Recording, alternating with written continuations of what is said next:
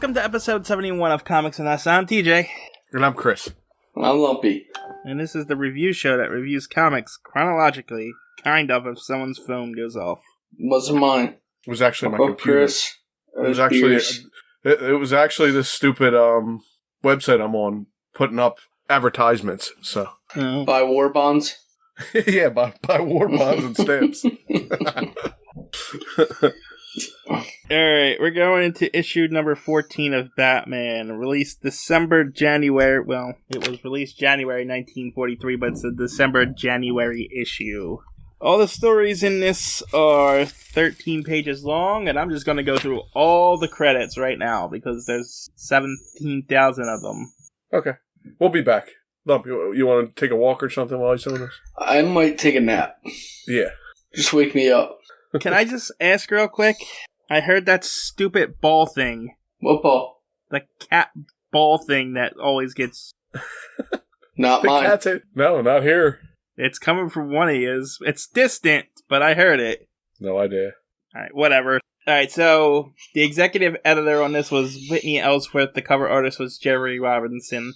The first story was written by Don Cameron, penciled by Jerry Robinson, inked by Jerry Robinson, lettered by George Russo. The second story was written by Don Cameron, penciled by Bob Kane, inked by Jerry Robinson and George Russo, lettered by George Russo's third story was written by Don Cameron, penciled by Jack Burnley, inked by Jack Burnley and Ray Burnley, lettered by Betty Bentley, and the last one was written by Don Cameron, penciled by Jack Burnley, inked by Jack Burnley, Ray Burnley, and lettered by Betty Bentley.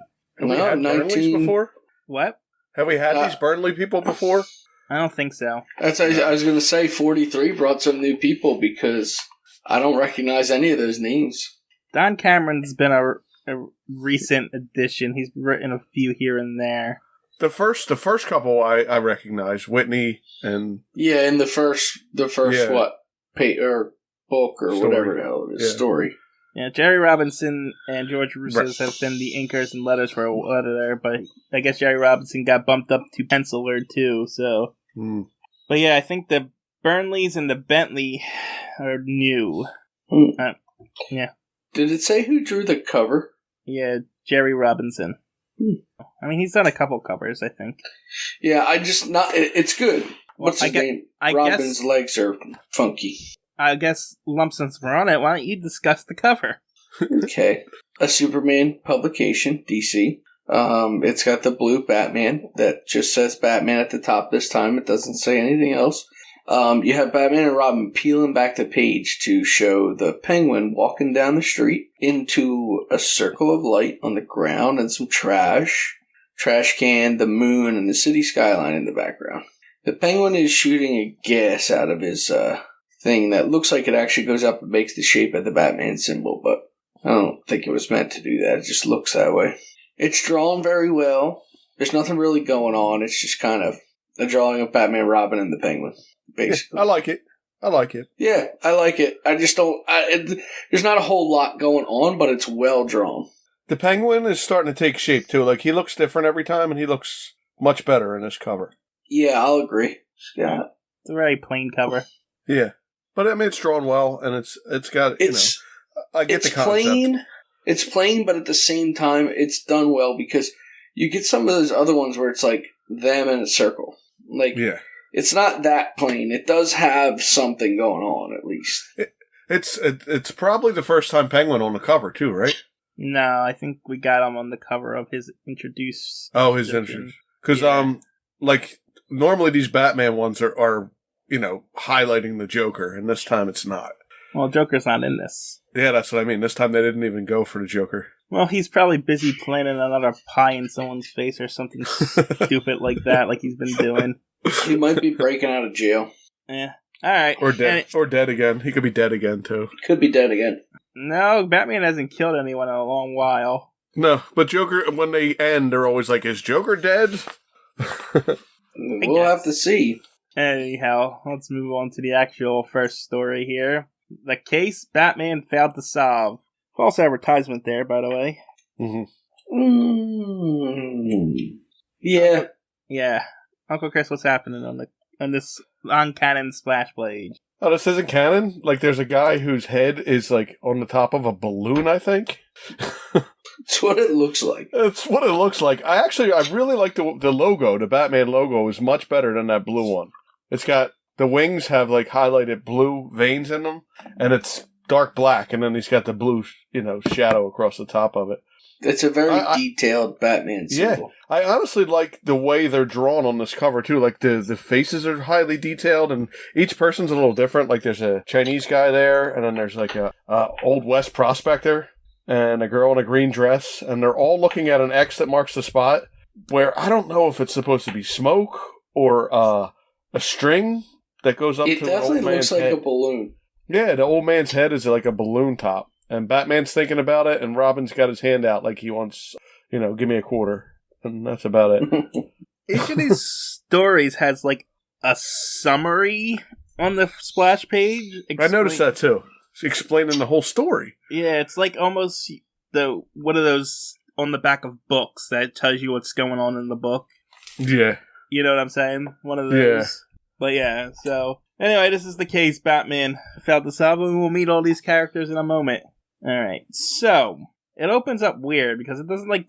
It just says, the curious case begins with a formal invitation, as this obvious stand-in for Sherlock Holmes gets an invitation to this party that he's cordially invited to a conference of the world's greatest detectives that he has to meet in New York from this guy named Dara Dry, right? Dara Dry? I couldn't tell if it was Dara, and I thought it was a woman, and then it got all confused, and I had to go back and reread the beginning to figure out that it was a man. Dana Dry. I think it's Dana. I'm just actually looking up something about Dana Dry real quick, because he's apparently pretty important. Really? So... Yeah, okay. Good. What were you going to say, Lump? I was going to go over some of this, but go ahead. I was just trying to stall for you. That's fine. So yeah, this Sherlock Holmes guy gets a invitation. His name's Sir John. He works in Scotland Yard. And then this old prospector's sheriff guy also gets an invitation from Dana Dry. Yeah, I didn't get that. I mean, they look like they're in the Old West, like before any of this could even be going on. Yeah, they said the deep back country of the Great Smoky. Yeah, that's Tennessee. And America's greatest country detective.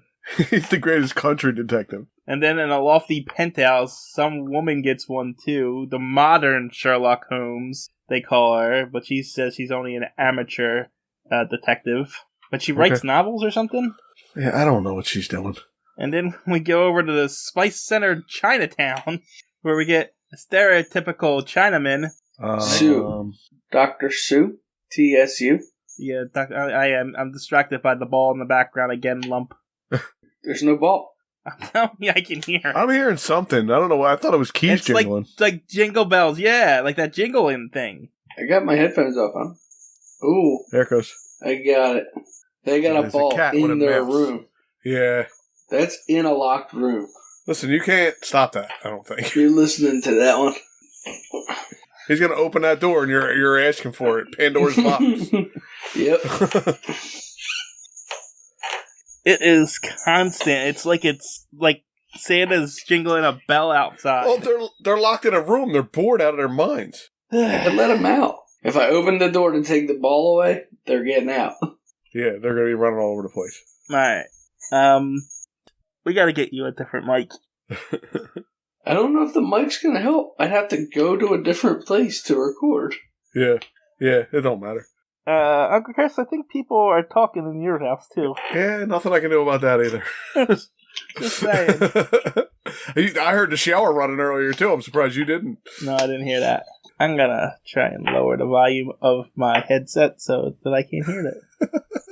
Alright. It's not that I care it's there, it's just distracting me when I'm trying to do it. Right. You don't have kids. Yeah, for good freaking reason. Uh-oh. What happened? No, I can't hear anything. Oh, good. Oh, we're going to be doing this all night. Yep. And now my dogs are running upstairs. Alright, I'm back. Alright. Hold on. Everybody be quiet for a moment. Let me mark this down. 12:47, and I can just silence the hell out of all of this in the editing, so I don't have to deal with it. Alright. Where was I? The Chinese guy's name. Okay. Dr. Sue. Dr. Sue. So yeah, we go to China and we're introduced to Dr. Sue, who's apparently China's greatest detective, and then we go to Commissioner Gordon's office, who gives the invitation to Batman and Robin. And ironically, Batman says he's going to be there with bells on, just so you know. Yes, he does. Anyway, so they get the invitation from Dana Dry, and Robin asks who he was, and Batman scolds him for not doing his criminology homework or whatever. Yeah. And Batman shows them a couple of pictures of him taking down a notorious gang, and he cracked a Coney poisoning case? I don't know what the Coney poisoning case was. Me neither. I thought maybe it was a hot dog thing or something, like Coney Island, but I have no idea. Anyway, he apparently worked on 1,000 murders and has never failed. And now they'll get a chance to meet him. So they all go to New York, and Dana Dry's there. And he's about to tell him, tells him he's about to retire, and then bang, he's dead. Yep. Well, the big build up for him to just get shot right there. Yeah, and I didn't think he was dead, but apparently he was. Yeah, he was dead. At first I thought it was going to be like some kind of prank thing or something. Yeah, me too. But his purple head in this picture is actually really creepy. Oh, yeah, I see it. Before that, they all jump up when he gets shot, and somebody says, Dry's been shot. For some reason, the Chinese guy speaks in Chinese letters. Yeah, just for this bubble. Because he just doesn't that one in bubble. any other one. No. Just a casual Batman racism, it's okay. I mean, I don't know if it's racism. That's what if he was speaking his language, that might be how it was written. Uh-huh. It's alright, we know how Batman feels about the China people. It's fine. I think he's over that. I think he's gotten over that. Oh, they do say criminal. Yeah, well, that's how he sounds. Like they're trying to portray how he sounds. It's true. So, they think the shot came from the window, and they're looking out, trying to figure out what happened, and they all decide they're going to solve this case together in tribute to Dry. Solve it together, but separately. Together, we have the world's greatest detectives, all one party. You think it wouldn't take so long to figure this out? I mean, to be fair, it's a convoluted mystery. Yes, it is. It is. So, we had to jump through a lot of hoops to, And the poor guy who gets splattered with paint and paper. We're getting there. We didn't get there yet. I mean, we're there. We're there right now. No, because Batman and Robin see this guy, and they start chasing him. And then Robin kicks a pile of paint into his face, and then Batman throws, I don't know what that is, some kind of paper. Wrapping paper? Yeah, it looks like wrapping paper. A whole bunch of different kinds of wrapping paper. And is paint that sticky that it's going to stick to him like that? I don't know. Maybe. It does in here. No, alright. Well, it's all because Batman tells them to take it easy on him because they need information from him. So Robin just does all kinds of weird stuff to him, right? I guess. But he has two guns, and then after they paste them to the wall with the wrapping paper and the paint, Robin adds insult to injury and slaps him in the face with a paintbrush. Yeah. And then... Oh, it's wallpaper. That's why it's sticky. It says brightly colored wallpaper lends a gay contrast to the grim spectacle of the fighting figures. I never even caught that. Yeah. Yep. I mean, it's ugly It's ugly wallpaper, but it's ugly wallpaper. It's definitely ugly wallpaper. Wait, hold on. They're in like a motel. Why does a motel just have this stuff in its closet? Maybe they're redoing the rooms. I don't know. Whatever. The guy tells Batman and Robin to come and get him, and they're like hesitant about. Well, Batman says he has the honor of taking this guy down, but Robin, who just found out who this Dry guy is very gung-ho about helping solve the murder. Yeah. So the guy says, come and get me, but then Dr. Sue comes in. Dr. Sue, right? Dr. Seuss. Dr. Seuss. One fish, two fish. Red fish, blue fish. Dr. Sue comes in, and I think he trips them? He does. He trips them. I don't know how he got in front of them so fast that he could trip them. He just appeared out of nowhere. I think they were like fighting for position because Robin was trying to get there too, and then Dr. Sue just trips them both. And then runs away like a weirdo. Yeah. He's going to follow the guy. Yeah. He trips them, and the Batman and Robin are really mad that he did it. But then he's like, he's gonna lead me to the murder. And Batman says, "Oh, he's clever. That's a trick for us to learn, Robin." As if he's never heard of this trick before. Yeah, and guess what? He does try to use this trick like 3 times. I know. It's annoying. This is some revolutionary new tactic that he's used in the past. Right. Literally, but he's like, wow, that is a great thing. I'm going to do that 20 times in this one story. He has literally let people go and follow them in his plane in their cars to places. Yes. He waits a couple of days for them to continue committing more crimes before he does this almost every story. Down, yes. But he just learned it, so he just figured out that he does it. All right. Meanwhile, the lady detective found a clue that he was wearing a brand new suit, and she's gonna go check on that. And then Batman says, "See you at midnight." And this is the start of all of a sudden, there's a time limit on solving this case. Yeah, I don't know where that came in at. It has to be done by midnight or whatever. Yeah. Well, he told them that they would all meet at midnight before they split off to go and... Yeah, that's right. That's why I started feeling like maybe he wasn't dead. Yeah, it was weird. Batman says, "We'll all meet back here at midnight." But, okay, they're going to meet back there at midnight and discuss the case. It doesn't necessarily mean they have to figure it all out. No, it doesn't. It felt like they had to get it done in a time crunch for some reason. Yeah, the midnight thing threw me off because I thought, oh, he's going to be there at midnight when they come back and say, "Ha, I tricked you all." Right. It's just... He kind of did, but we'll get to that. But Batman's... good. Before you move on, she says his pockets are empty. That comes up later on. Oh, right. Yeah. It doesn't matter. It really doesn't matter. But, I mean, I was trying to add some meaning to this story. Anyway, the Scotland Yard detective's gonna go check on the body and do something useful, while the cowboy detective just says, "I'm gonna look around here for a little more." He's gonna mosey around here. I'm gonna mosey around. He thinks he's gonna figure it out on gut instinct, apparently. Now, see, we pick out real fast when they write the Chinese guy speaking weird, but this hillbilly guy says, "I'm just gonna mosey around here a piece and do something." Yeah, and they make his real country. Yeah. And also, the other woman that we didn't really talk about her, but it's like a friend of this woman, she has a real country accent. She, like, cuts parts of words off and stuff, too, so... Oh, in her introduction? Yes. And well, they were just... She's, like, in it for one panel, so... Yeah, it wasn't... I'm just saying what they were doing. It's like they really try to show the way these people would talk. Right, and they don't write it bad. It does make it sound like that in my head when they do it, with the Chinese guy, with the hillbilly guy, you know. Yeah. Okay, I guess that's it for that. Okay. Yep. And moving on. Batman gets in the Batmobile with Robin. Uncle Chris, you want to complain about the Batmobile? Because you always do. No, I actually like the Batman head on the front of the Batmobile. Alright. So they're going to his apartment for some reason. And whose apartment? Dryer's apartment, okay. Dryer's apartment, and for some reason... Oh, I know why the 3 guys are there. There's 3 thugs there tearing up the place. Yeah. So Batman and Robin go in, and they get into a fight. Well, before they go in, Batman does something weird. He says, "Oh, Robin, there's too many for us." He does. And Robin's like, "There's only 3 of them. What are you talking about? I'll do it myself." Right. And so Robin rushes in.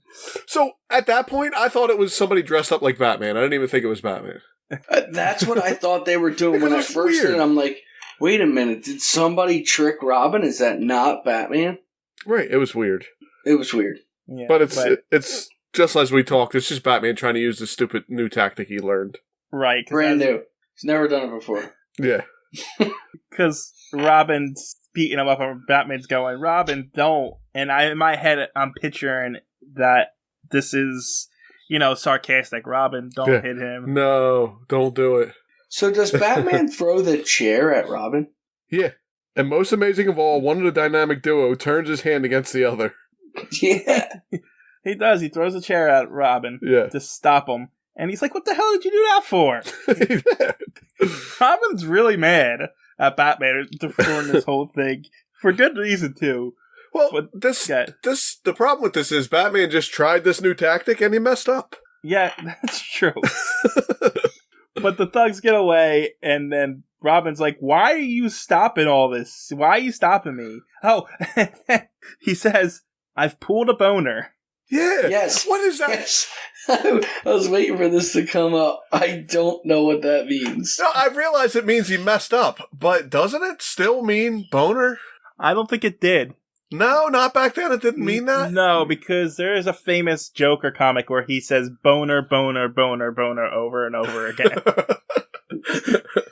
I've pulled a boner.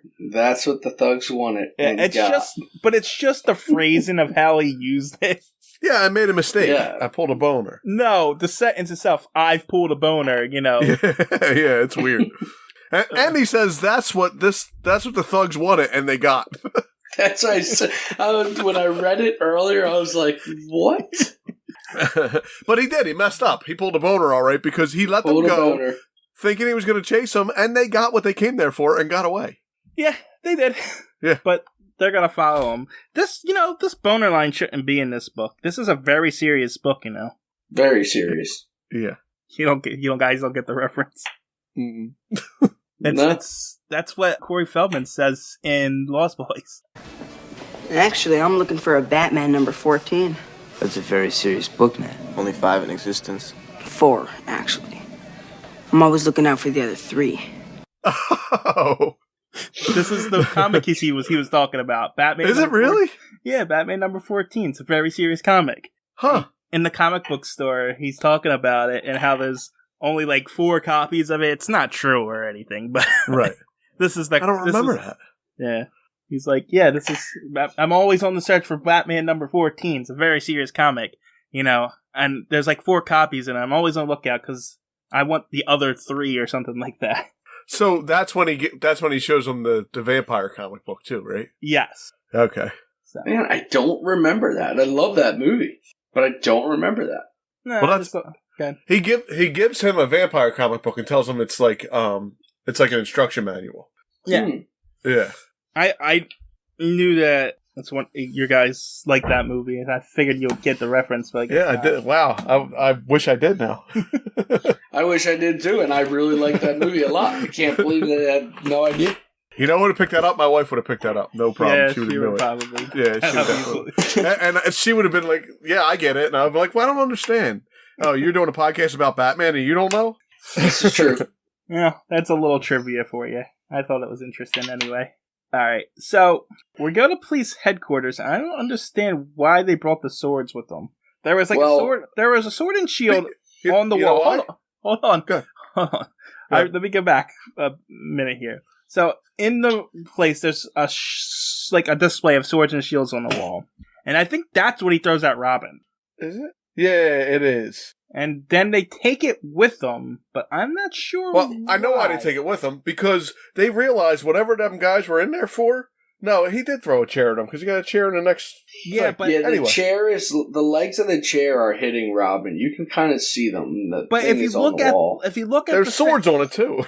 Yeah, if you're looking at the thing that hit Robin on the panel that gets hit, it's the sword and shield. Well, there's legs to the chair.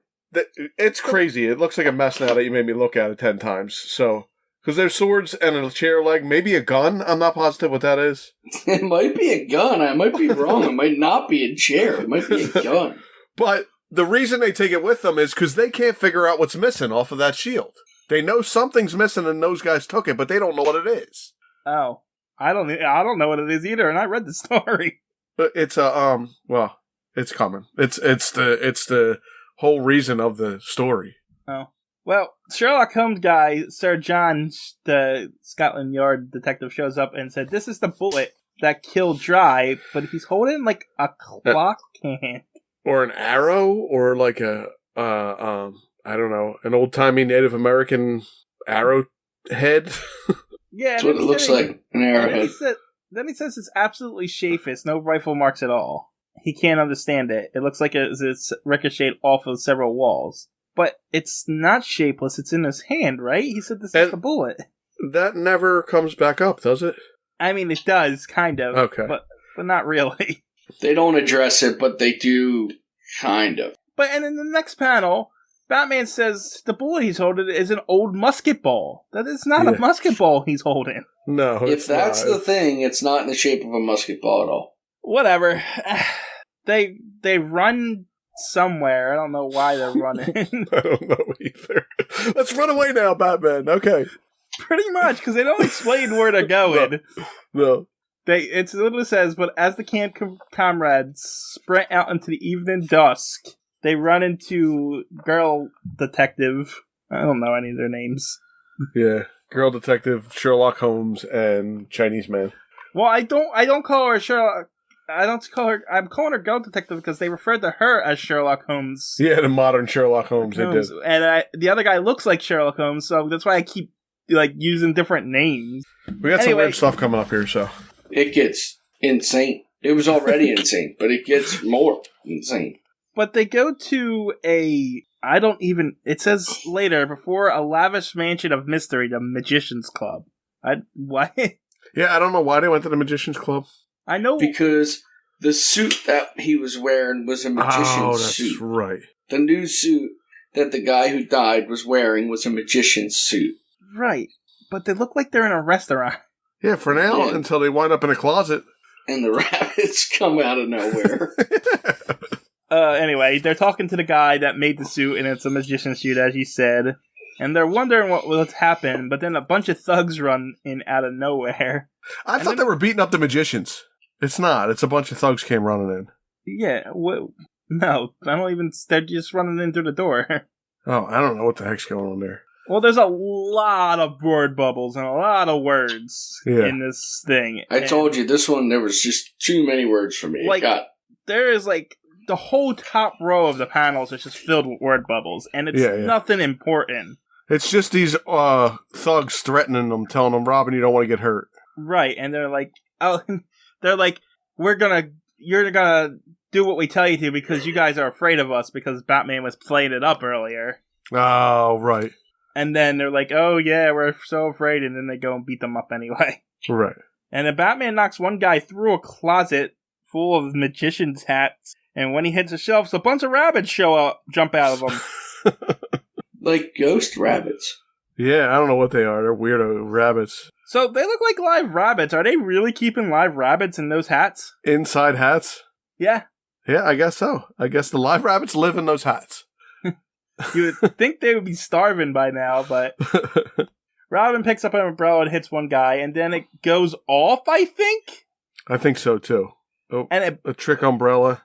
Yeah, it blinds Batman and Robin, and then the thugs just grab them, and they just let them take them to their boss. Yeah. Because they got scared from the umbrella going off, and now they're captured, apparently. Now we're in the underworld office of Red Rip. Yeah, I don't even know what's going on here. Nothing is actually going on. Well, he thinks that Dana Dry has evidence that would put him away, and that's why he was calling everything together. And that's what he's worried about. That's why the thugs are involved and stuff like this. He's capturing them because he wants them to make sure that information doesn't get released.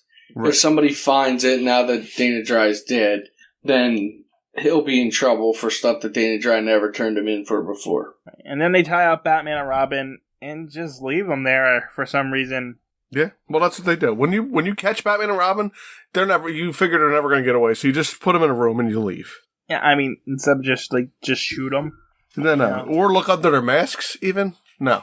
You put gags over top of their masks, and then you leave them in a room. And that's exactly what they do. They just leave. Yeah. Yep. And then Sue comes in. And Batman tries to kick him in the face because he thinks he's going to get murdered. Why is Dr. Sue dressed up like Dusty Rhodes with the polka dots? I'm not sure what the polka dots are. It's like a moo-moo. It's not black and yellow. It's like red and white, but it looks like something Dusty Rhodes would have wore. Yeah, I don't know. This is a strange comic. But Sue comes in and frees them, and they run away again.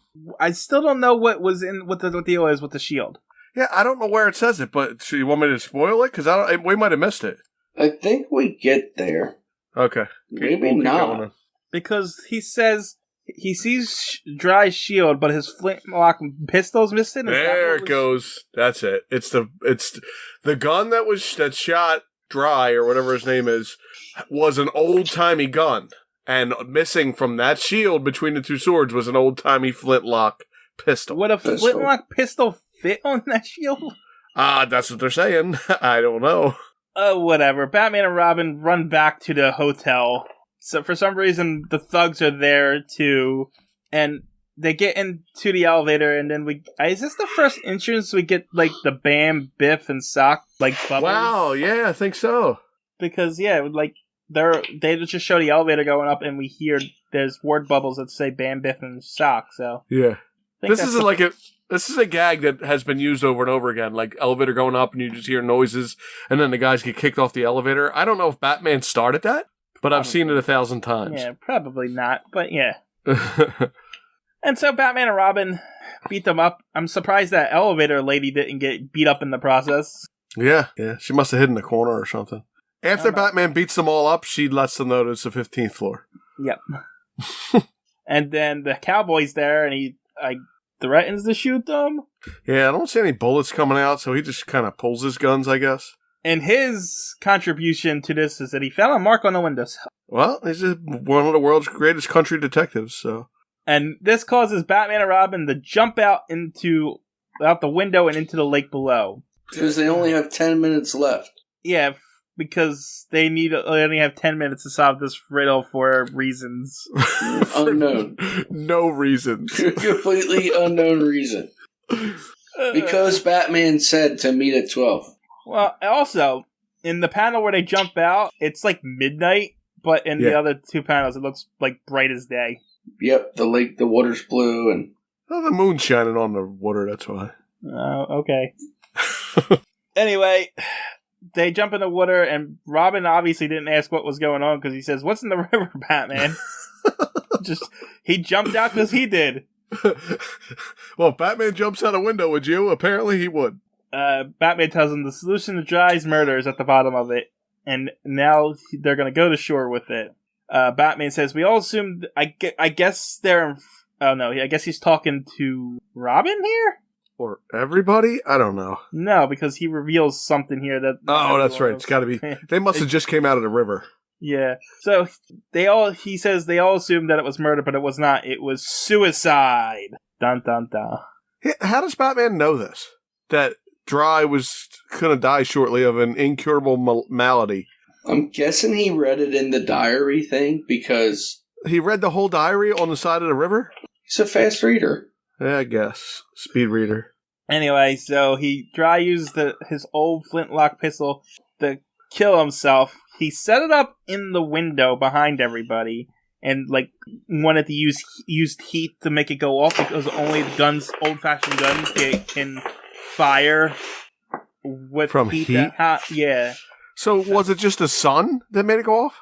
No, I think it's like a chemical or... okay. They didn't say. But he sets it up in the window so that when it fires, it would fall off and it has a briefcase attached to the bottom. Yeah.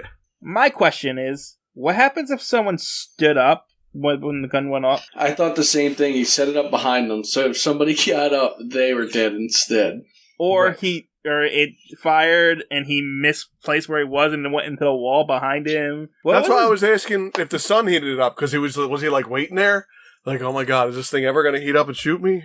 No. Maybe. I say no, but it doesn't tell you. It doesn't tell you, but it does show him, like, with the chemistry set. Wait, no. Dry killed himself with the apparatus. The sun was concentrated through the glass and set off the powder. Well, there you go. You were right.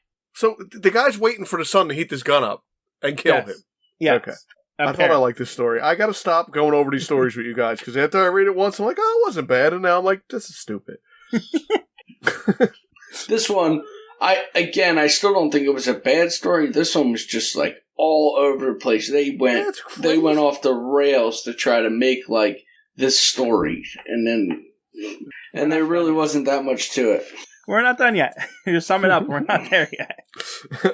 We're not even get to the reason behind all of this yet. So, they're reading through the journal, and they get to the last place. And it says, January 26, 1940. This last bit of evidence solves the greatest mystery I've worked on. I now have undisputable proof that the Batman and Bruce Wayne are one and the same man. Uh-oh, dun dun dun. However, since he wishes his identity to be kept secret, I shall keep his secret for him. And kill myself and bury this at the bottom of the river.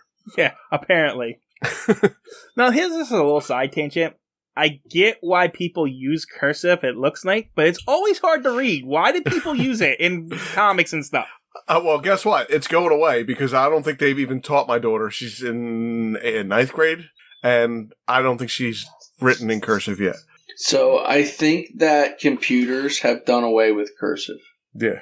Because it's just very rare for you to ever see it, because it's the things you read nowadays are typed. So there's no reason to teach it. Good, because I could never read it, even when it was commonplace. It's fancy, all right. I can't even see half the words there. I wrote cursive my whole life, so it was mandatory. So I can read cursive. I can even read really bad cursive. I write cursive. I can write in cursive. I just don't because it's stupid. It was faster. So was shorthand, but you can't read shorthand. It's true. I can. I don't know. I think cursive is stupid, and that was the tangent that I went on because I literally had to stop 3 times reading that because I couldn't see what the words were. Anyway, tangent over. It's not even that much cursive, though, to be honest with you. There's a lot of, separated letters and... Yeah, it's barely cursive. Yeah. Batman says that Dry knew the truth for 3 years now. What did I say the date with this was? January 1943. And that's January 26th. Oh, yeah, I guess they did do actually. Huh. I'm surprised they got the dates right, considering they can't even get their continuity straight. Yeah. Anyway, Robin tells them that we gotta go meet the others. It's midnight. Time's up. So Batman gets there, and the detectives meet up, and he tells everyone that he has failed. No, wait, I'm sorry. We have failed. We cannot crack the case. Everybody can. And they all just accept it. They're supposed to be the greatest detectives in the world. The one guy even says, righto. Yeah. We can't solve this case. We're the greatest detectives in the world. You're right, Batman. The girl doesn't even get a lot dialogue. Balloon. You don't even see her face. You just see the back of her head. Yeah. It's like, yep. We're not curious about this case at all. The greatest detective we've all looked up to and never known. We can't solve his case. Oh, well. So much for his memory. In the narration, it says, as the competing detective meet for a showdown. Like they were playing a game. Yeah. That's weird. Yeah, they made it more like a competition to be the first one to solve it, and then nobody solved it. Weird. Yeah. Except Batman and Robin did solve it. Yeah. That's why the title of this is Lies. False. Yeah. So they go into the trophy room and they put Dry's diary in there. And then Batman says, since Dry kept our secret, he thinks it's only fair that we keep his and let his murder remain a mystery like he wanted it to be. Is that what the journal said? Because it didn't show it to us. Oh, yeah, maybe. Maybe it did say that. It did say you just can't read it because it's in cursive. I like that there's a penguin standing there next to Batman. So this journal does come as one of the trophies in Batman's cave when there's like a famous comics, like 700 and something, where they show all trophies of Detective Comic. Oh, really? And that is in there. And some of the other ones that we've talked about this trophies, they're all there, so. So the Penguin trophy is in there. Yeah. Right now. Yeah. In 1943. Yes. When did he get it? He's fought the Penguin like 4 times. Yeah. Sometimes I think Batman just picks crap up and when he leaves and just takes it home with him. Yeah, that's what I was saying though, but I don't remember them ever addressing them bring the Penguin. We addressed it. You know, we never talk about this, but Batman is like one of those people who collects trophies off of dead people. He's a hoarder or like a serial killer almost. Yeah. Like, you know, every time he solves something, he's got to take something from it as a memento. He's like, there's something like weird about him that he needs this trophy room. That is strange now that you say it. Because that's all evidence pointing to who he is right in his mansion. Oh yeah, sitting right there. It's like when Dexter kills somebody in that show and he takes a little spot of blood and puts it between 2 pieces of glass and sticks it in a little case. What's he doing? What is Batman doing? Batman's a weirdo. He has an 8-year-old little boy that sleeps with him. He looks like he got about 3 years older over the last couple. Yeah, he is clearly bigger. He's gonna hit a growth spurt. It has been 3 years since he's debuted. Okay, so there you go. He has, but wow, that was pretty good. So he's 11. I guess there you go. But I don't think time works like that. No, I don't think so either. But because time seems to jump back and forth whenever they seem necessary to do it. yeah. Anyway, that was the end of that one. No, I guess you want to know who was in it and stuff. I guess. All right, appearing in the case Batman failed to solve. Batman and Robin. Supporting characters. Commissioner Gordon makes a cameo, and it says Dana Dry, only appearance dies. And then it says antagonist Red Rip, single appearance. Other characters, I don't know why they do this. Gotham City Police Department's apparently a character. And then we got Sheriff Ezra Plunkett, single appearance. Grace Sears, single appearance. Dr. Sue, single appearance. And Sir John Bart, which I don't remember him even saying that guy's name, single appearance. So there have been other versions of Dana Dry throughout the Batman comics. Oh, okay. That's why I thought he's a little more important, but it's not this Dana Dry. Oh, there's other you know Dana what I'm Drys. saying? Yeah. So. This guy's dead. Yeah, this guy's dead. And actually, I thought Dana Dry was going to be the guy who trained him how to be a detective, because in later continuity, he goes around the world and gets trained by all the greatest detectives. Yeah. Wouldn't it make sense that he got trained by this guy, since he's supposed to be the greatest detective? Yeah, I guess it would have, but... I guess not, though, because it doesn't mention it. And all of these people that were there were the greatest detectives at the time, and none of them trained him? Because it was their only appearance, so... Yeah, no, those characters should just throw away. And I know it's funny, I'm on Dana Dry's character page, and under powers and abilities it says investigation.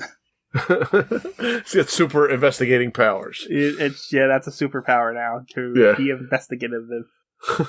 Alright, let's get into the next story. I'm not gonna lie, I think this is the worst one. Yeah. Actually, I thought the last one was pretty good, but now I don't know. So, maybe it'll make me like this one if we go through it. This one's Prescription for Happiness. This is one of Lumpy's favorite kind of ones, where there's a message at the end for you.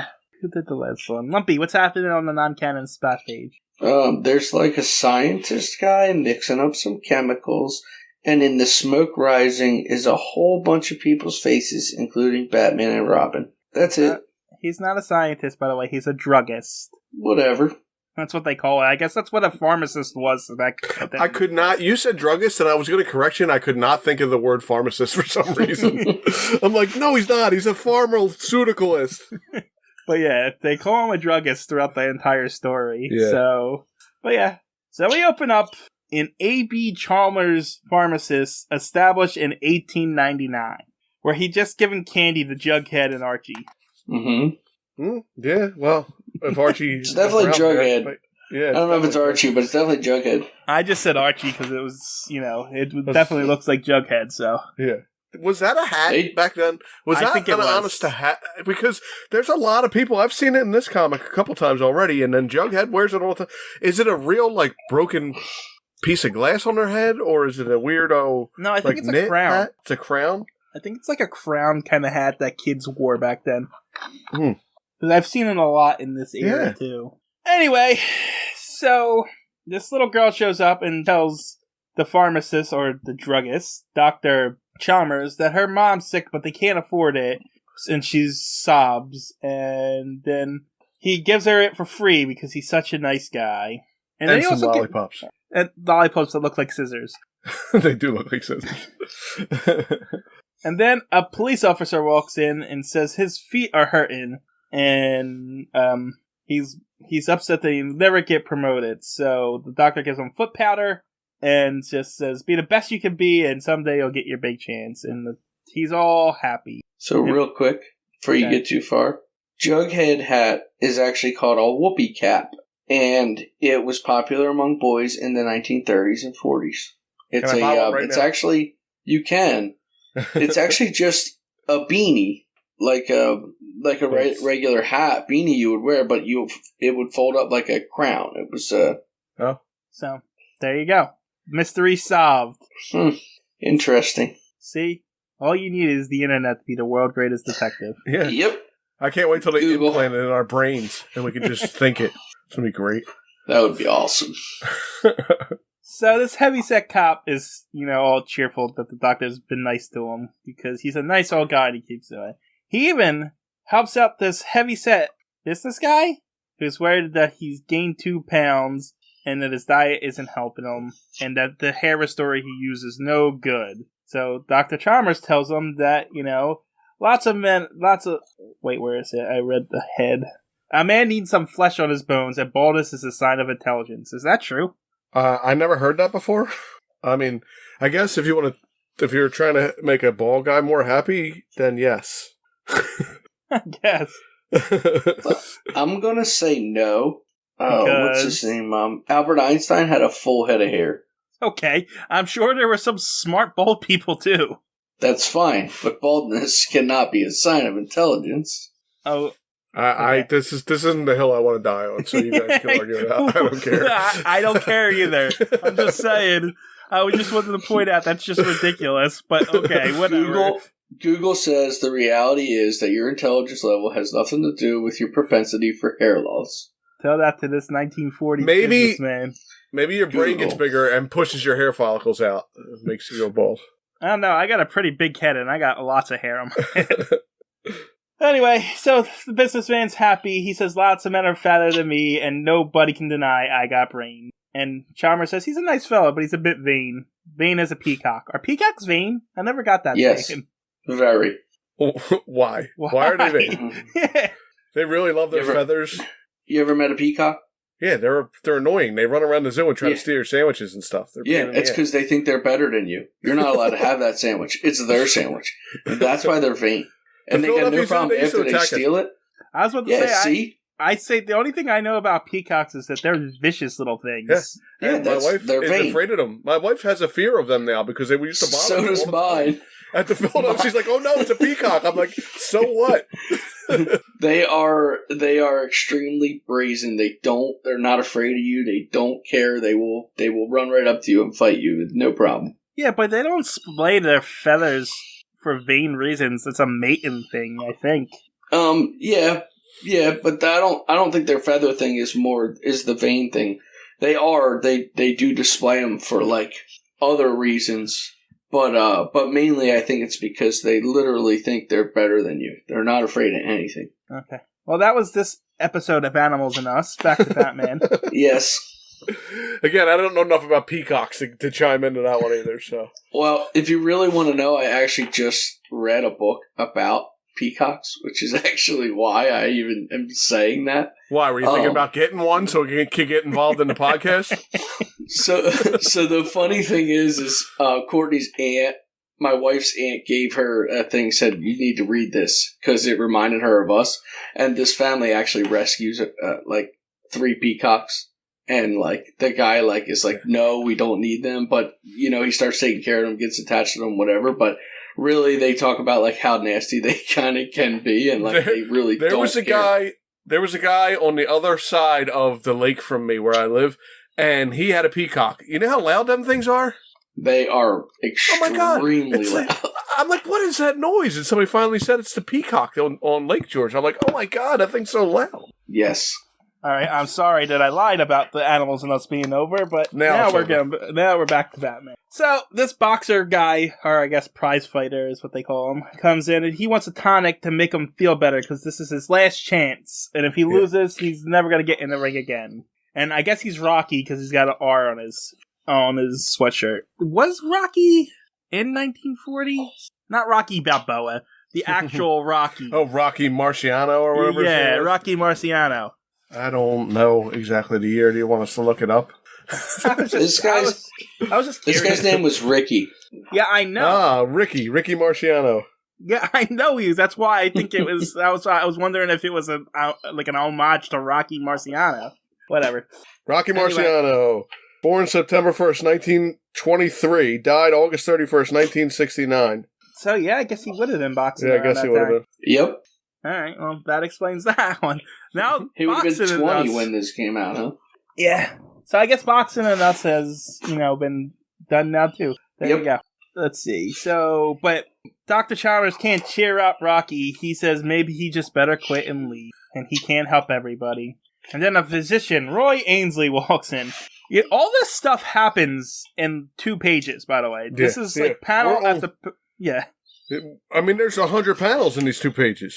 Yeah, so, like, this is all happening, like, within, like, 2 or 3 panels on each page. So it's just, like, bam, bam, bam. They're throwing a lot of characters at us right now for basically no reason. Yeah. And so Roy Ainsley, an actual doctor, I say an actual doctor, not that, I guess pharmacists aren't doctors, but whatever. Roy Ainsley, a physician, comes in who is a friend of the druggist. And he's looking for his first patient, because I guess doctors wander around towns back then and look for patients. Yeah, they go around and they find patients and drag them into the doctor's office. And he's telling... Yeah, I don't know how it worked back then, so I can't say. I have no idea, actually. Did you get lost?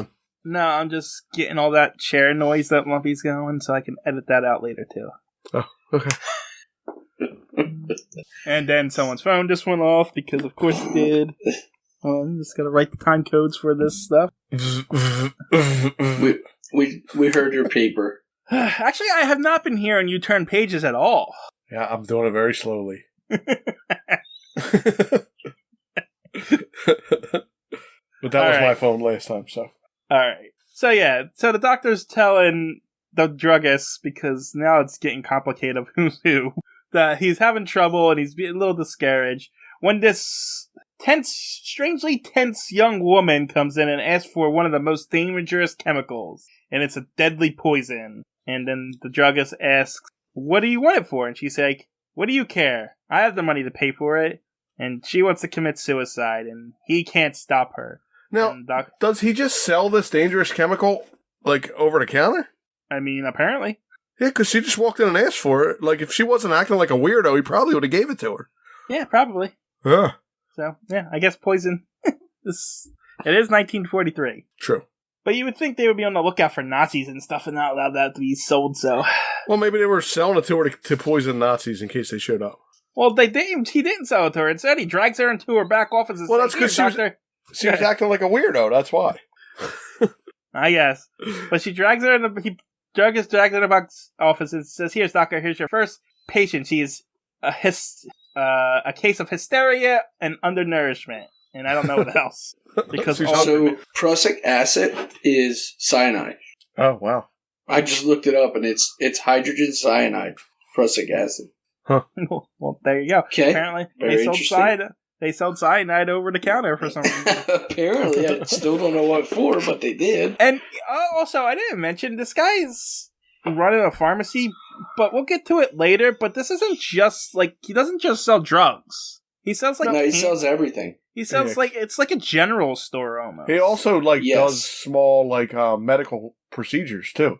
Yeah, so, anyway, he pushes the girl off on the doctor, and we get the narrator tell us, Doc Chalmers is, good guy, but his people life is about to change as something erupts in a nearby street corner, and these thugs, one of them named Pills, which still, bothered me. I don't know why, but reading this, that bothered me. Well, his name's Pills because he's got all kinds of, He's a hypochondriac. Yeah.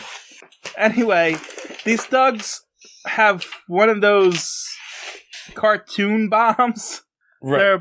They're trying to blow up a jewelry store to get in, because that's not going to draw attention, but whatever. But Batman and Robin are just happen to be on the rooftop. And then they swing down, and then there's a giant fight as the bomb was lit. And, they try to shoot him and stuff like that. Robin throws the bomb, but it explodes in Batman's face, and it doesn't even hurt him. Well, only the sound explodes in his face. It says boom real loud in his face, but I think the bomb explodes away from him. Plus, he pulls his cape around, so if he's got his cape in front of him, he's fine. But in the next panel, he's blind. Oh, yeah. Well, the boom sound made him blind. The boom blinded him? Oh, okay. Yeah. Well, do you see how pointy the word bubble is? It probably got stuck in the eye with the pointy word bubble. I guess. And then, I don't think I actually wrote this one down. Is Batman knocked out here? Now you can see stars. Boom. I guess he's not knocked out. He's just I don't knocked know. down. Robin's standing next to him saying, "Batman, speak to me."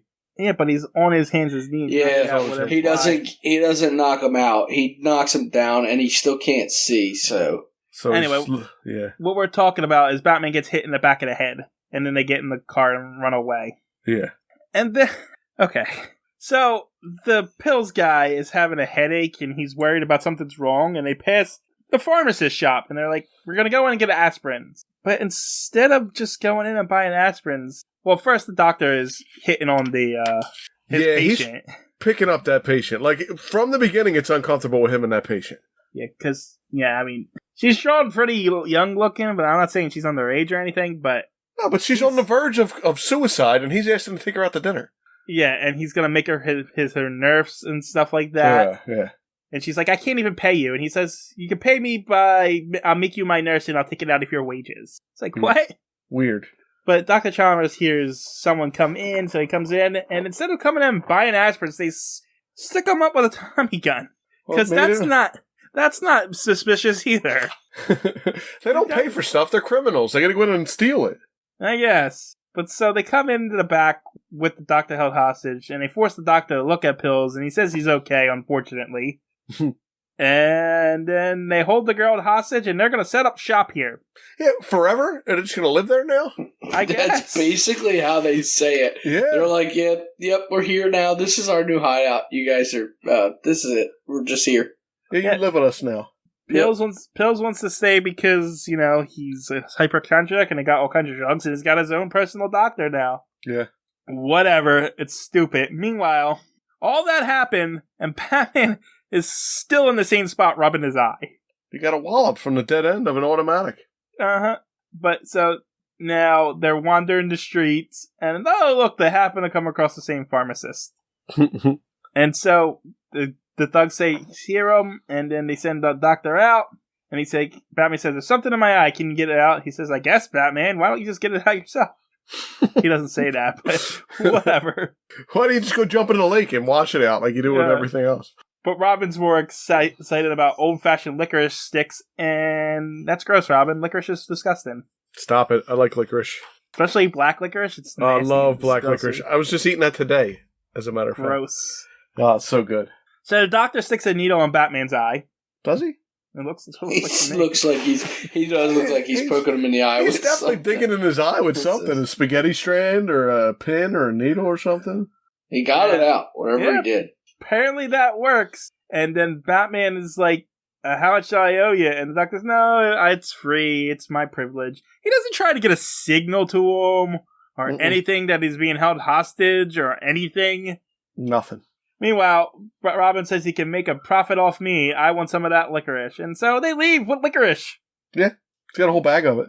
And then, so, the thugs decide to take up shop here. And they're working out there. Meanwhile, other thugs are beating up civilians on the street. They knock out some guy on the street, take his pills, they take medicine away from a child that his dad needs. Yeah, why are they taking all the stuff that they have at the pharmacy? In their new base camp. I know why. Okay, go ahead. Okay. So they break into this one guy's house to steal a tube of shaving cream and shoot him. I think they kill him. So they don't really explain it too well. They do tell you later, but I'll just tell you now. So the guy in the pharmacy is putting notes of what he wants his crew to do in these items. And so his crew on the outside... Oh, that's right. The crew on the outside's got to steal the stuff off of the people who have bought it in order to get to their next instructions. Oh, God. I remember that now. So they're actually running the pharmacy and selling stuff to people while all this is going on? Yes. Okay.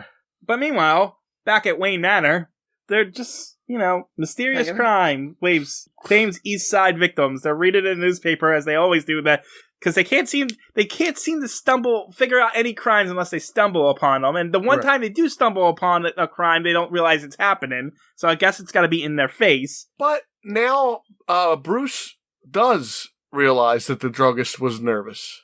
Yeah. Now, it's like 2 days later. Yeah. So good job, Batman. He's the world's greatest detective. So he's going back to the pharmacy as Batman. He tells Robin to stay behind because he's got a sixth sense of these things. He's like, I am going to get in trouble. I'm going to need you to come save me. Yeah, he pretty much tells him this is what's going to happen, so get ready. So, yeah. He says just in case, but we all know that's where it's headed. Yeah. So Batman goes to the pharmacist and the druggist says, you can't go back there, and then he does go back there, and then he gets chloroformed and knocked out. Does that count as a knockout? Yeah, he's unconscious. I agree. That is Batman knockout number 42. Wow. And so now they have Batman tied up too. They're just collecting hostages at this point. They're not shooting anybody. I don't know what their plan is. The plan is we're going to stay here and see how many people we can kidnap and put in here. Yeah, are we going to live here forever? Are they going to order pizza and stuff to feed everybody, or? They're going to kill Batman after they make sure that his little brat's not snooping around. So they know about the little brat too. Well, they just got in a fight with him last night. Yeah, no, but did they know that the little brat's going to come try to save Batman? I guess they do. Apparently they do. I mean, he always does. Anyway, so Batman tells him that the bad guy's too smart for his own good after he tells him what he's been doing. And he's not. He's not that smart at all. It's a stupid plan. It's really a dumb plan. But, Dick's at home and he can't sleep. He's worried about Batman. And then when morning comes, he's dressed as a newspaper boy for some reason. But Batman said, I'm going to get in trouble. I'm going to need you to go save me. So then Robin went to bed? Yeah. Okay. But he's going to go to that drugstore now. And he does. And he begs the pharmacist for a job. And he gets a job as a soda vendor. What? Yeah, Yep. Apparently there's use a soda boy fountain at the soda fountain. in the pharmacy. But he's got to stay out of the back room. If you're being held hostage, you're trying your best to not tell anybody, and you're gonna hire some kid off the street. Yeah, just don't go back there. Right. He'll never figure it out. The kid said, please. Kid said, please. I don't know what I'll do if I don't work here. And then the kid goes in the back, because of course he does. Even if it wasn't Robin, you would be like, yeah, what's he got back there? So he runs into the gangsters, and they're like, this kid won't tell anybody. Just go back into your soda vendor thing. And so Robin trips over a basket full of toothpaste tubs, tubes, cream, whatever it is. Batman is literally 2 feet from it the entire time. Yeah. He's been there for hours now at this point. He couldn't figure out how to do this himself if this was the plan. No. Anyway, he gets one of the toothpastes and tubes and tries to cut it with the jagged edges of, I guess, the lid? No, I was thinking maybe the edge of the toothpaste, because they're probably made out of, aluminum at that point, right? Yeah, but even that went and cut ropes. Well, maybe they tied them with, a necktie or something. Well, do you think it's one of those, aluminum tubes? Are you not paying attention? I was reading to try to find out. I just said okay. I think toothpaste tubes were probably aluminum back then. I mean, and if you fold the edges of the aluminum tubes, they do get sharp. Yeah. Even if it was that, again, it's been there for hours. He couldn't just accidentally kick it over and say, oops. Yeah, I mean, maybe he didn't even know it was in there until Robin knocked it over. How could you not know that's overflowing? It also says it on the side of the basket. That's how I know it was toothpaste, because I was zooming in while you were talking. I'm like, it definitely says toothpaste tubes. So yeah. I'm wondering if they were aluminum. It doesn't really matter. Did they save toothpaste tubes and refill them or something? I don't know. I'm weirded out by this. It says toothpaste tubes. 3 hours later, we're still on this stupid story. So I was to say, it's Batman. He could have cut it with a rope, with a fiber from the rug. Okay, is it really? Well, again, why doesn't he have a sharp object in his utility belt in the back part where he can grab it and cut the rope? And he does. He just didn't use it, okay? He used the toothpaste tube. But that just begs the question, did he want Robin to come and save him? Is that what this whole thing is? He did say it. He did say it when he was leaving. Robin, come save me. Robin, come save me from these thugs. They won't kill you at all. So it's just stupid how they plan out how they're going to escape. Yeah. Anyway, Rocky Maivia shows back up. Oh, wait, that's The Rock. Yeah, that's The Rock. the boxer shows back up. Ricky. And the druggist gives him the tonic that he wants, but it's just tonic water, soda water. But it's, a placebo, and he thinks he's going to be able to do it. Then the cop shows back up, and the pharmacist, his feet are hurting again, and the pharmacist tells him, hey, just stick around for a bit. I'll solve your problem. Yeah. And then Robin thinks that tipping over the basket of tubes was the only thing he could think of, because this is stupid. Okay. I would say you're going into some serious detail here on some stuff that Because I'm also trying to figure out what's happening at the same time. I said I read this one today and forgot about it. That's how bad it was. I'm having trouble keeping up with what's going on, so that's why I'm going into detail in certain panels as I'm reading. The pharmacist basically starts to fix some of his patients that have come in to try to basically build an army right now. So he gives the one guy, Ricky, the stuff to make him stronger so that he's going to beat some of these thugs up. And he keeps the cop around to help out. Well, yeah, but I'm trying Batman to figure gets himself free. Yeah, but I'm trying to figure out what this is happening in this panel. Why is this panel here? What, the poker game? Which panel? Yeah. I think they're just playing poker. Okay. Oh, man. Whatever. So, because in the background, Batman at last has cut through the knot while they're talking. Oh, okay. That's what's going on. Yeah. Alright. Yeah. So Batman gets free, and then he starts attacking, and then there's a giant fight. It spills out into the pharmacy itself, and then a midget walks in and gets hit with a giant bottle. Not okay. Mm-mm. Oh, is that businessman from earlier? I don't know. That was not okay. So you know. Yeah, that's a sizist remark, just okay. so you know. Yeah, you can't say midget. It is an old, short, fat guy, though. And he gets hit. Is it a milk jug? I don't know. It looks like Robin's throwing fish bowls full of soda at people or something. I don't know. Yes, he definitely is doing that. Is it that guy is small, or is that just a novelty big thing?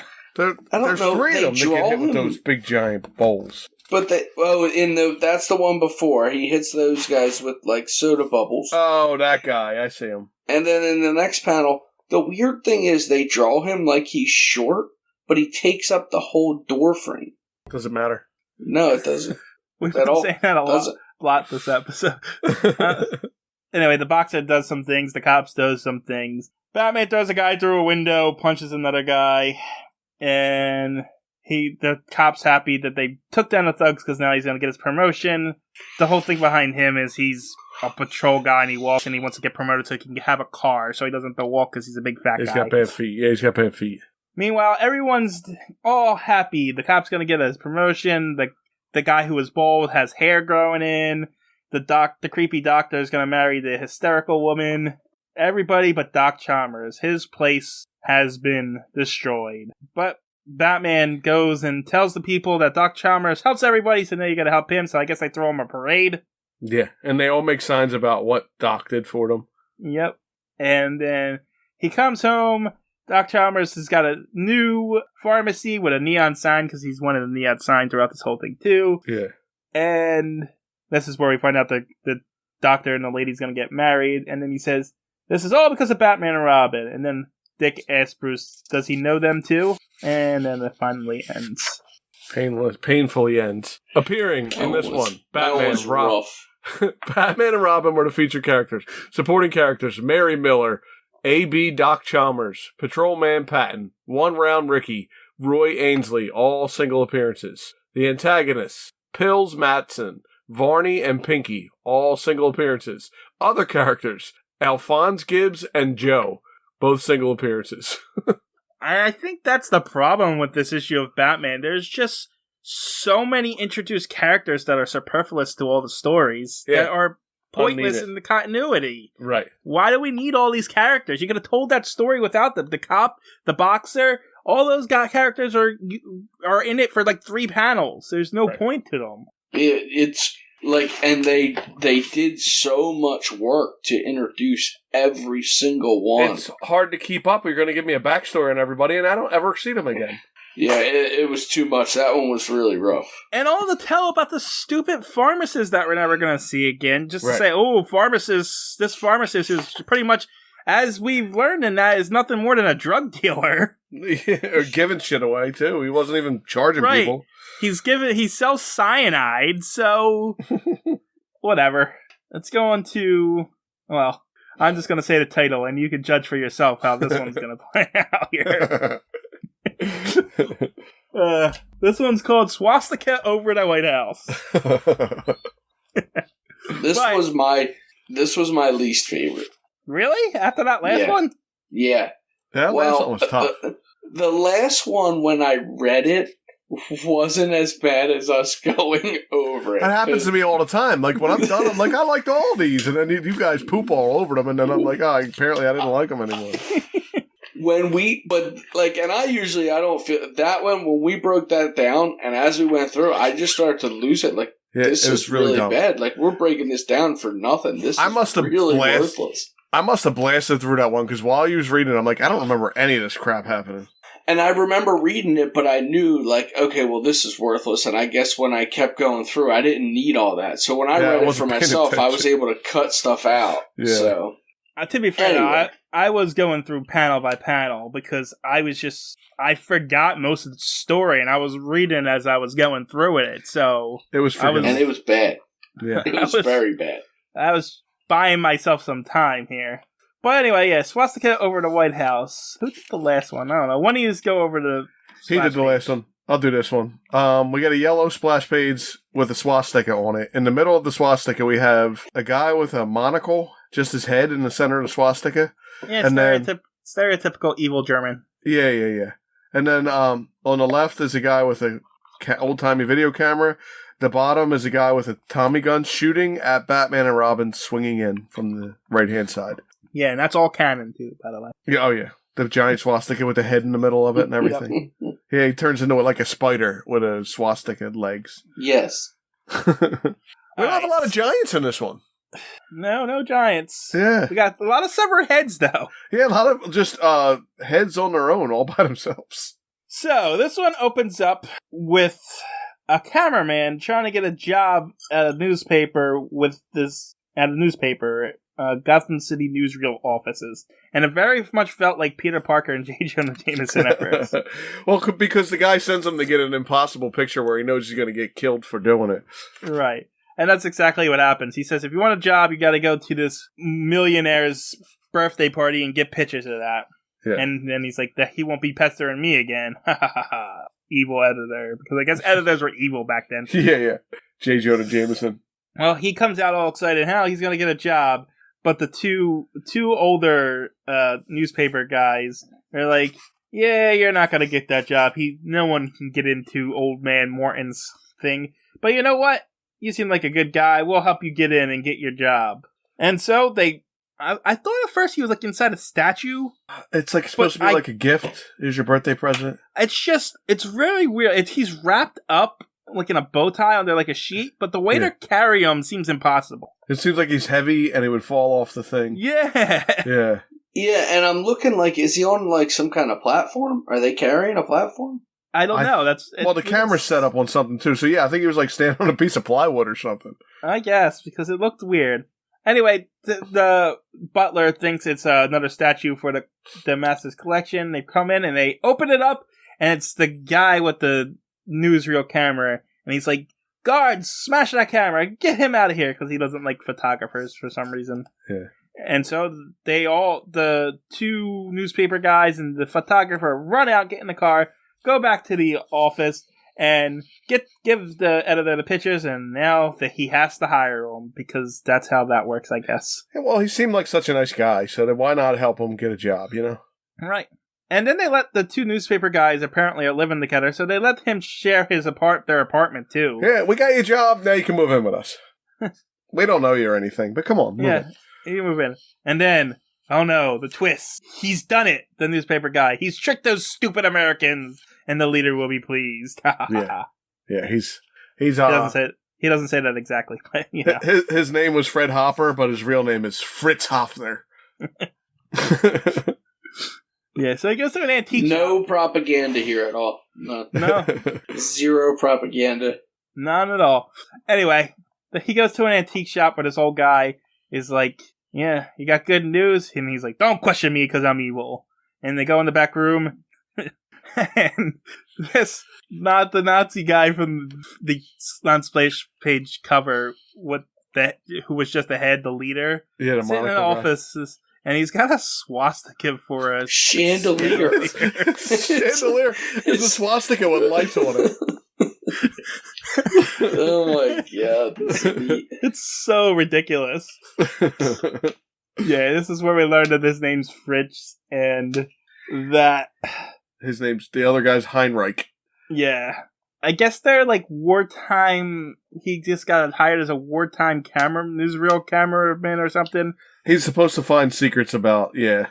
Right. And so when he takes pictures of places, they usually censor the film, but they're putting a smaller camera instead of the big camera, so that they can have the uncensored film. Stupid America will fall for anything. Yeah, pretty much. And then they're like pointing out different areas, because I guess the cameraman can decide where he's gonna go. I don't know.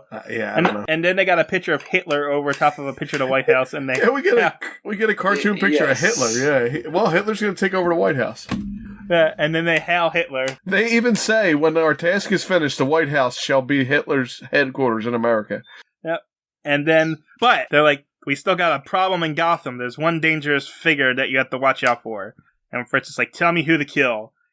He's called the Batman. And Fritz is like, I've heard of him. I'll go get rid of him. Yeah, now we know he's a Nazi spy.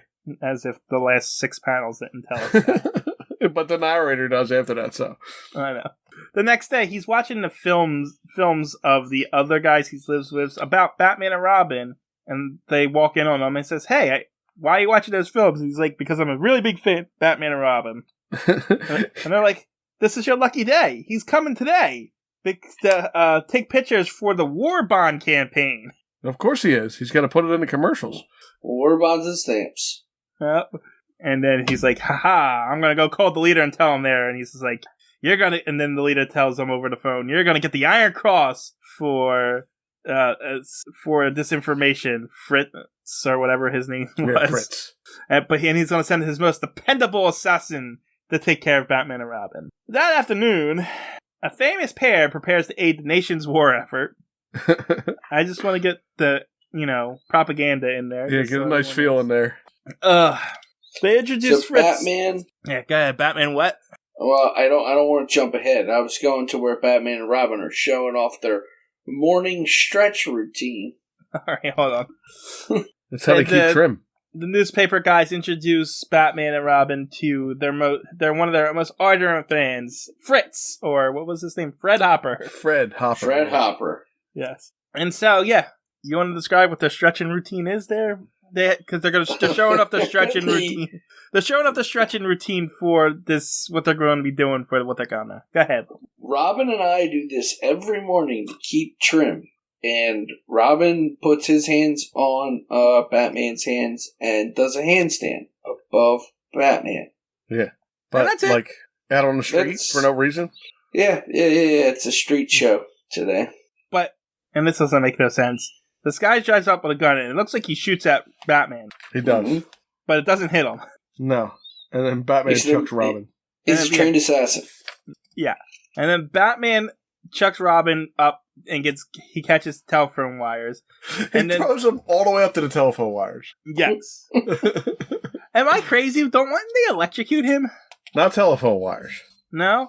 No, I mean... Yeah, telephone wires don't carry... I mean, listen, could you get shocked? Probably, but it wouldn't electrocute you like that. Yeah, it ain't gonna kill you. It's a very small current for telephone.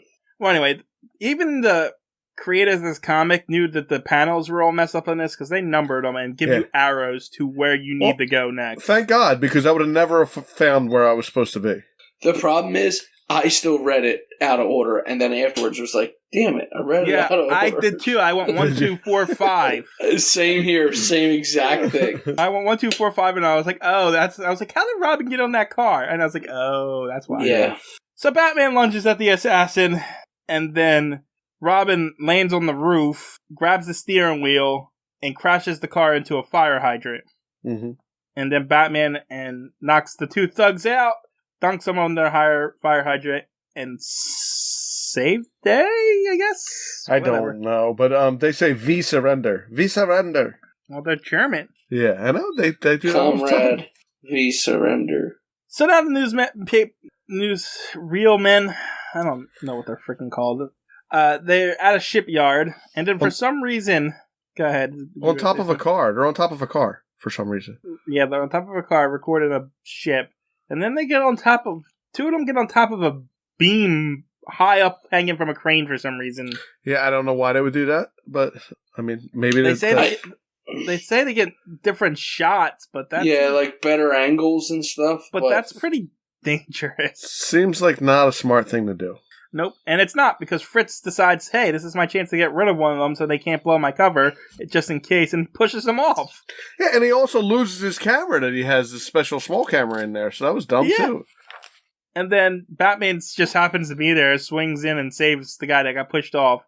And I guess he didn't feel getting pushed because he says, I must have fell. And thank God Batman was here. And then Fritz deduces that Batman must be shadowing them, that they must be suspicious. Right, he must have caught on. And so they go back and, give the editor the film. He takes this stupid little camera that is somehow not smashed up after falling from that height. Right. And he starts showing his leader the different things he's been recording, the ships and stuff. And they settle on they're going to blow up some gasoline tanks. And airplane factory? Yeah, but I think that they were just showing them the airplane factory. Oh, okay. But they're going to actually blow up the gasoline tanks. Yeah, because they're high-test gasoline.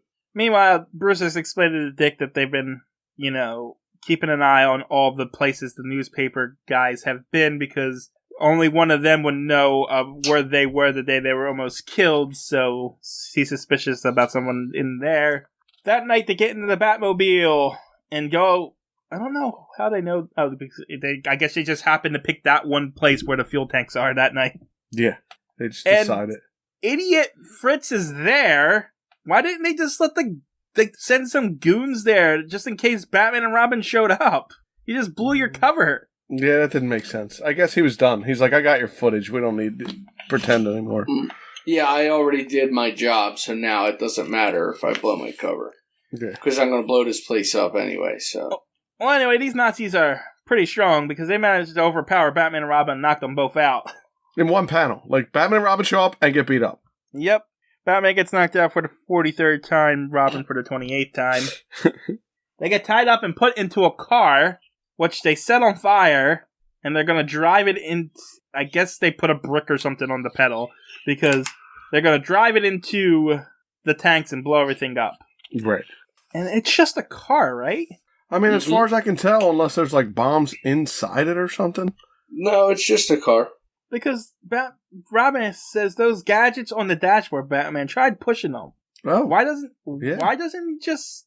Maybe it's a German car. Possibly. But why didn't he just take his foot and push the steering wheel so it turns? True. Yeah, which he kind of does. And it's weird because they switched sides a couple times, Batman and Robin. I don't know how they're on one side. Oh, no, they're not. Okay, Batman's just leaning ahead of him. I thought he was on the other side of him. Chewing on his ropes. Yeah, Batman headbutts the dashboard for some reason, and then decides to... Wait, no, he grabs a cigarette lighter out of it. To burn the ropes. Burns the ropes. And I guess Robin managed to turn the steering wheel that he couldn't just do. He could have turned it with his head. Yeah, Batman could have turned it with his head. Batman could have turned it with his elbow. Yeah. It doesn't make sense. Anyway, the car blows up, but then the Germans show up and the car is just fine. Yeah, and it didn't blow up next to the fuel tank? Or it did? That's when they turned it, okay. It turned it away and it blew up into some logs, but they're like, we failed on our mission, but Batman and Robin have been defeated. But you're still there. You think Batman and Robin said, finish the job. Yeah, go blow that shit up now. Right. Yeah. But anyway, Batman takes a cue out of Dr. Sue from earlier and lets them go back to their leader and follows them. He just learned that. Yeah, apparently. And they go back to the antique shop, and they're reporting to say that Batman said, but Batman and Robin run in and say present, and then Robin throws a clock at one guy. Mm-hmm. Batman Billy clubs another guy. Then they break into the leader's room, and starts swinging from the Nazi swastika chandelier. Yeah, and it says saved by a swastika. And then Robin says, never thought I'd have any use for the Nazi swastika, but I've changed my mind. Huh. They start breaking pieces of it off. As I said, they broke pieces off. Yeah. Well, they broke pieces off, and then they go back to it, and it's not broken or something. No, it must have spun around. Yeah, so they're spinning on the chandelier this whole time, kicking these guys in the face as pieces fall off, and then finally the chandelier falls on top of them. And hits everybody. And, except Batman and Robin. Yeah. And the day is saved, because a few days later, a newsreel guy is telling them how Batman and Robin caught the swastika guys, they got the plans for how they did it, and that the two guys earlier who are responsible for this whole mess, they got this guy hired, gave him information that he needed, gave him the information on Batman and Robin, where he was, get credit for it, and they're the heroes. They're the heroes, yeah. The end. Now, I didn't hate that one. I thought that one was okay. No, I thought it was hilarious. Honestly, yeah, it was. Yeah, the whole Nazi propaganda was funny, and the fact that the Hitler was in it was funny. So this says, we reviewed that one a lot better. Faster. We didn't rip that one. Yeah, we did it faster and didn't rip it apart panel by panel. Like the one before, I actually thought was better than this. But when we went through panel by panel, I was like, this is way too much information. But no, this was straightforward. Not a lot was happening. It wasn't so convoluted as the last two. Like, it wasn't like crazy things happening for no reason. Yeah. I guess I just didn't like the propaganda part of it so much. I like that. I like to see what they're thinking back then, you know? Yeah, I mean, it's always fun it's always fun to watch. That was a book falling. That wasn't me. That was a book. I kicked a book. I was only going to say it's always fun watching Nazis get punched in the face. Yes. So we got featured characters, Batman and Robin. Supporting characters, Mr. McCoy, Matt Carson, Tom Starr, and J. Peerless Morton, all single appearances. Antagonists, Nazi spies, Fritz Hoffner, Count Felix, and Heinrich. And then it says other characters, and it says Adolf Hitler, but in a photograph only. Now, what happens if I click only appearances? What if I click Adolf Hitler? Is he actually a character in DC Comics? Oh, yeah, he is. Look at that. Yeah. Why wouldn't he be? Right. There's some, from, what is it? New Earth. Adolf Hitler's there, so. Yeah, that makes sense. Yeah. That's it. All right. On to the last story. Bargains and banditry. Lumpy, what's happening on this non-canon splash page? The Penguin is shooting through the window that Batman just came in with his umbrella. I guessing they're in the Penguin's, lair. There's a penguin picture on the wall, a penguin on the table. There's penguins on the curtains? Yeah, the curtains, dude. That's actually pretty neat. And a bucket full of umbrellas. So now, Batman and Robin are coming in through the window. The penguin that's on the table, statue thing, is that the one that's at the trophy room? I don't think so, because that one is small.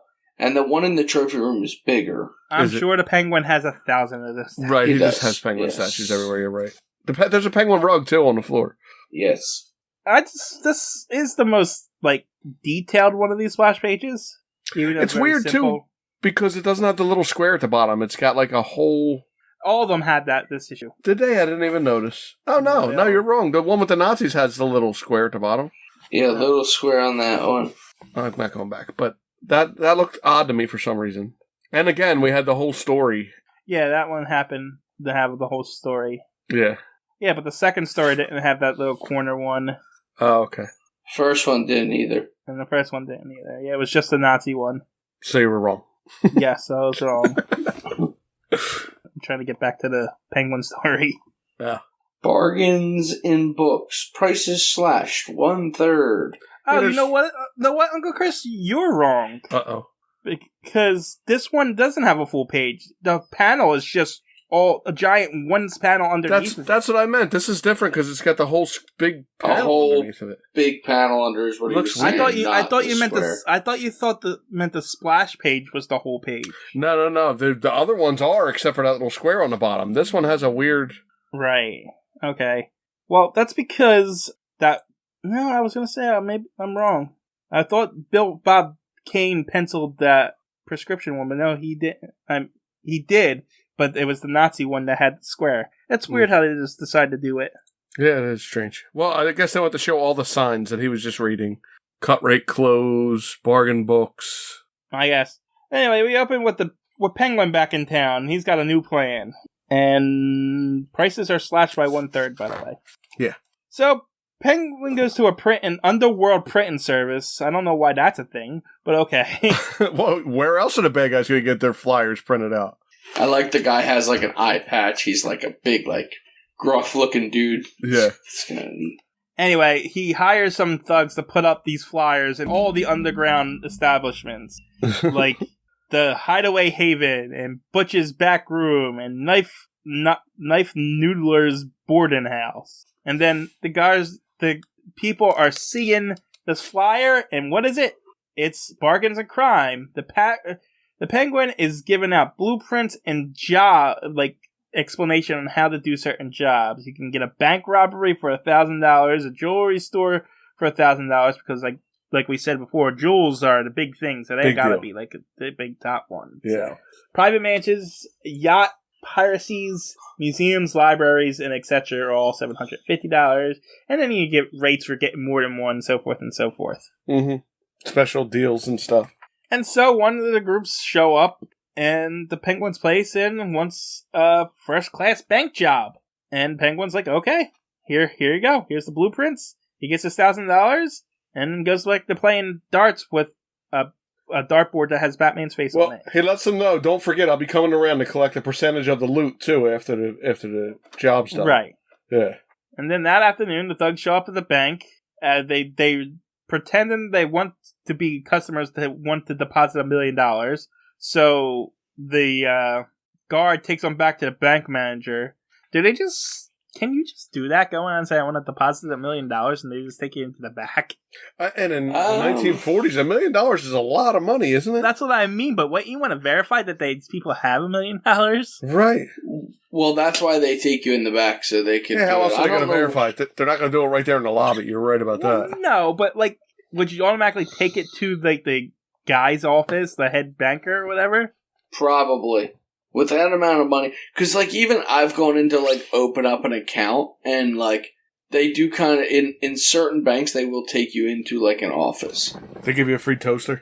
It's not all, TD Bank's not a bank like normal banks, where you walk in and they got 40 tables for, people to go sit at. Right.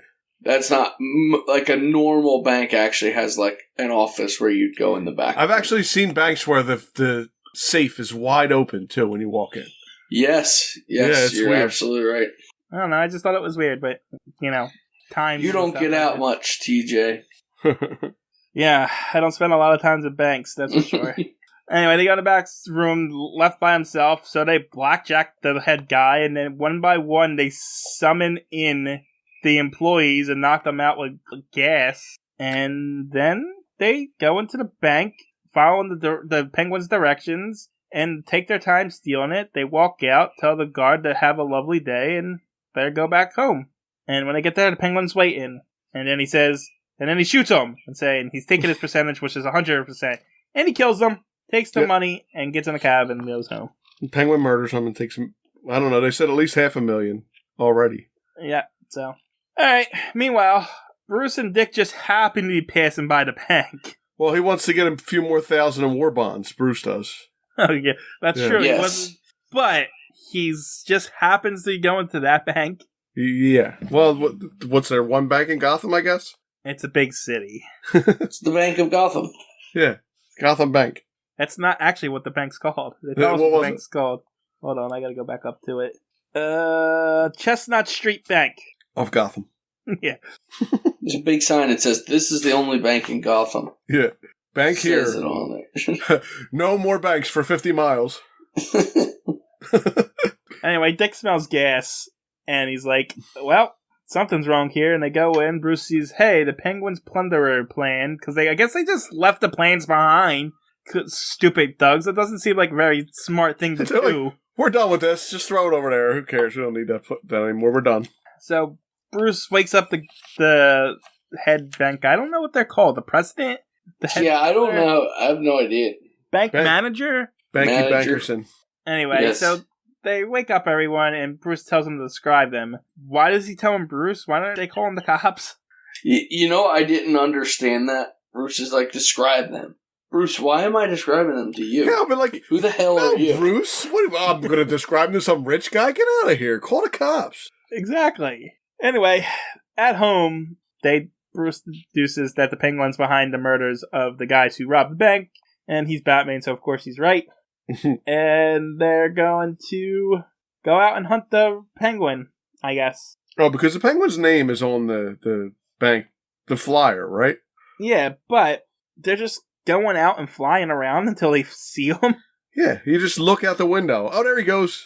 Because that's essentially what happens. They get in their plane, they just fly around, and they see some people robbing a jewelry store. And so, Batman and Robin attack the guys robbing a jewelry store. And so, I've seen this a couple times on this. On the light bulbs, there's an arrow. What is the arrow for? One way. Is it a one-way sign? I have no idea. That's my guess. I would say it's a good guess. I don't know, but I would guess that it's pointing the direction the street goes. Yeah, because it's just a white arrow. I think no it's words on. To tell Batman where Penguin is. Oh, Penguin's that way. Penguin is over here. Anyway, they beat up the jewelers, but the head guy reads the thing, and Penguin's even got details in case they're attacked. It's not very good. So he throws like a gas grenade or something, tear gas grenade, and he gets away with the loot. It worked. But it didn't. Because, again, Batman uses Sue's trick the third time in this comic. Follows him again. Yeah, he just learned this.